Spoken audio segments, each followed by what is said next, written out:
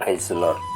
ప్రభునందు ప్రియమైనటువంటి దేవుని పిల్లలకు ప్రభువైన యేసుక్రీస్తు వారి నామములో వందనాలు శుభాలు తెలియపరుస్తున్న పిల్లరా, గడిచిన దినం అంతా కూడా ప్రభు తన కృపలో భద్రపరుచుకుని మరి తిరిగి నూతన దినాన్ని ప్రభు మనకు అనుగ్రహించారు.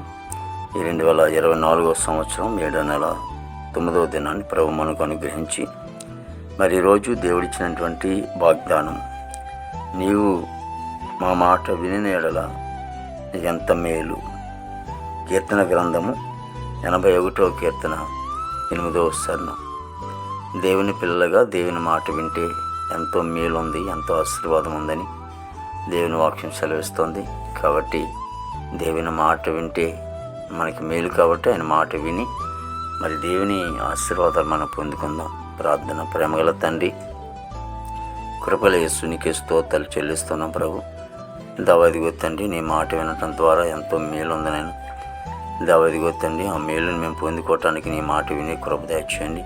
నీ మాట శ్రద్ధగా వినాలని రాయబడి ఉంది.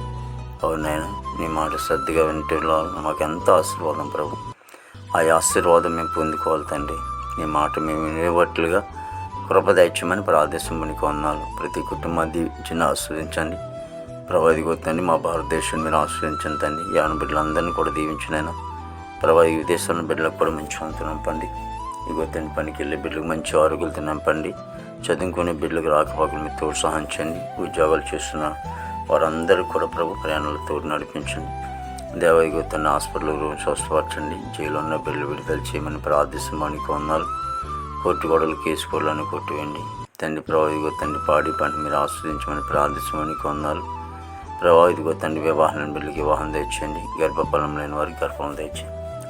గర్భిణీ సుఖమైన కోణం తెచ్చండి ప్రభు. నీకు వందనాలు ప్రభు. ఇదిగో తండ్రి, మీరే తోడు ఉంతండి ప్రభు. ఈ దినం అంతా కొన్ని విశేషమైన కృపతో నింపి దేవాని నామానికి మాత్రమే మహిమ తెచ్చుకొస్తుందని ప్రతి సేవకుల కుటుంబాన్ని దీవించి ఆస్వాదించి, వారి పరిచయాన్ని దీవించి ఆస్వాదించి నేను నామానికి మాత్రం మహిమ తెచ్చుకోండి. యేసుక్రీస్తు వారి నామములో అడుగుచున్నాం తండ్రి. ఆమేన్, ఆమేన్, ఆమేన్.